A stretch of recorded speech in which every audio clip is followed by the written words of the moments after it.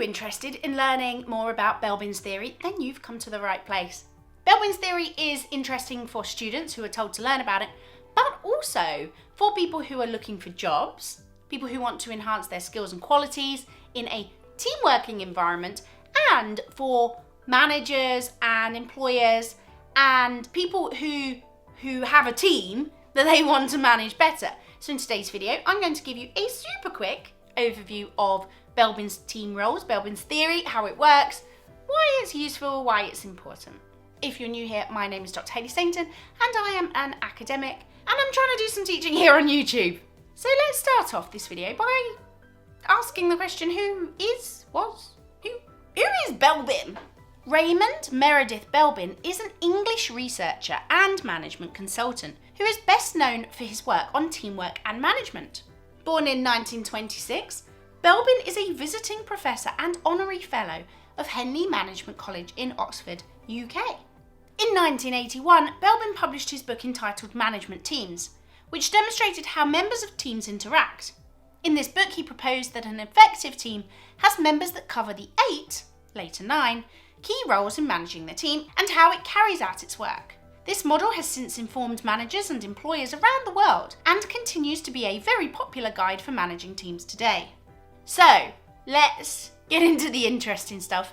What are these team roles? Belbin's team roles are 9 different roles that people would fit in within a team.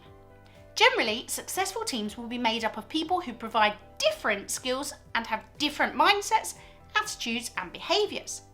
Some people may fill 2 roles, and of course these roles can overlap somewhat. Belbin said, the types of behaviour in which people engage are infinite, but the range of useful behaviours which make an effective contribution to team performance is finite. These behaviours could be grouped into a set number of related clusters to which the term team role is applied. We don't always need all of Belbin's team roles at all times. Look at the task in hand and then work out what the tasks are and which team role needs to be fulfilled. Belbin's team roles allow individuals to recognise their strengths and their weaknesses and feel as though they are important within an overall task. So there are 9 of Belbin's team roles split into 3 broader categories. These 3 categories are the social roles, the thinking roles, and the action or task roles. So let's look at these roles in a bit more depth. Let's start with the social roles. The first role is the resource investigator. This is somebody who uses their inquisitive nature in order to find ideas to bring back to the whole team to be developed further. Their strengths include being outgoing and confident, as well as being enthusiastic when it comes to getting the work done. These people are not shy about exploring the available opportunities and they are happy to develop contacts. However, the resource investigator may be too optimistic about the possible overall outcomes of the task. They are also likely to lose interest in the task once the initial enthusiasm has passed by. Belbin says not to be surprised if a resource investigator forgets to follow up on a lead. We then have the team worker. This is the team member who really wants everybody to work together to get things done. They help the team to connect smoothly and use their own versatility in order to identify what needs to be done and, if need be, to complete it on behalf of the team. They are cooperative and work well with others and are generally good at diverting any arguments or friction between the team. Team workers in this sense are good listeners and they tend to be perceptive and fair. Their allowable weaknesses are that they can often be indecisive when it comes to quick and important decisions. They tend to avoid confrontation and you shouldn't be surprised if they avoid making a decision that might be unpopular. This is often to avoid upsetting the cable cart, so to speak. Another important role is the coordinator. This member of the team is important when it comes to working out what everyone can and needs to do, as well as encouraging team members to connect. They're good at focusing on the team's overall objective. Coordinators are great at delegating. However, this can sometimes be seen as one of their allowable weaknesses. They may offload their own work to others.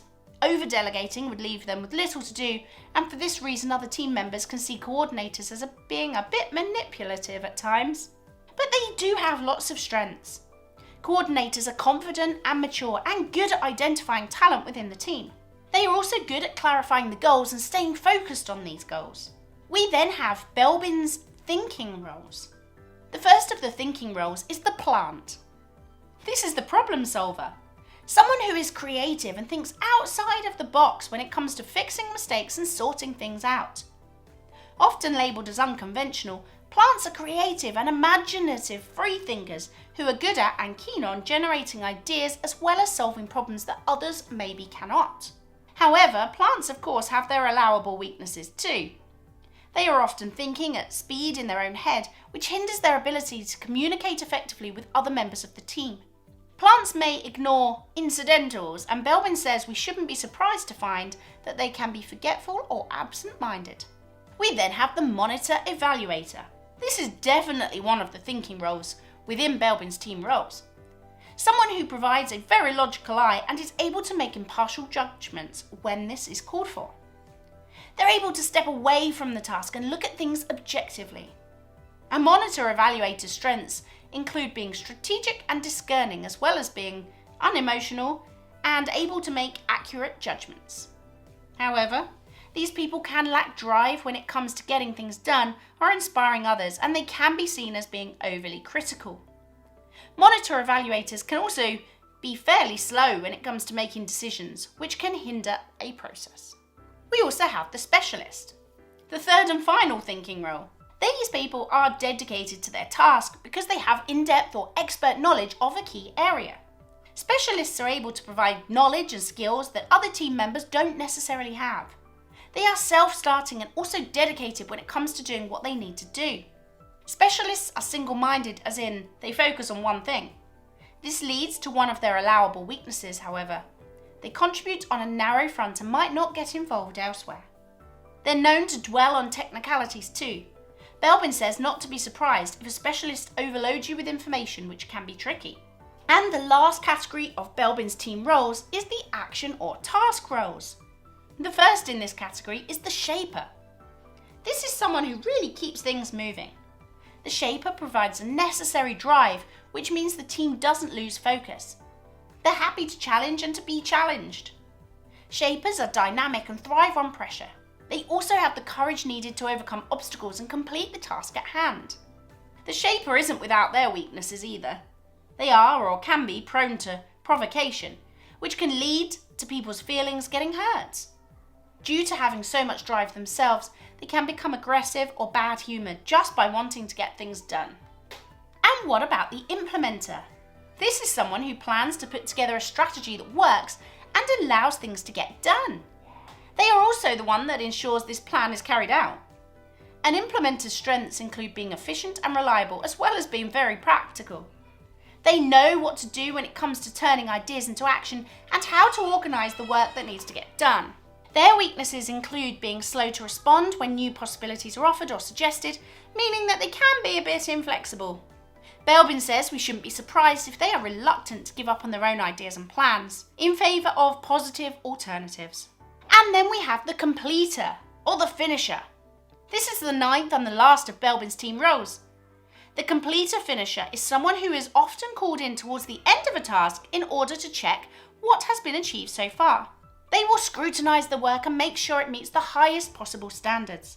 Completer finishers are very conscientious, bordering on anxious, when it comes to the work. They're diligent and observant, meaning they pick up errors to be fixed. However, this means that they often worry for no reason and can be very reluctant to delegate work for fear of it going wrong. Often, completer finishers are accused of taking their perfectionism to extremes. So, Belbin's team roles are really useful in understanding how we can create that team environment and that team atmosphere.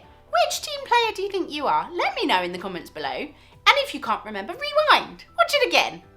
And tell me if this video was helpful for you. And if it was, watch some more.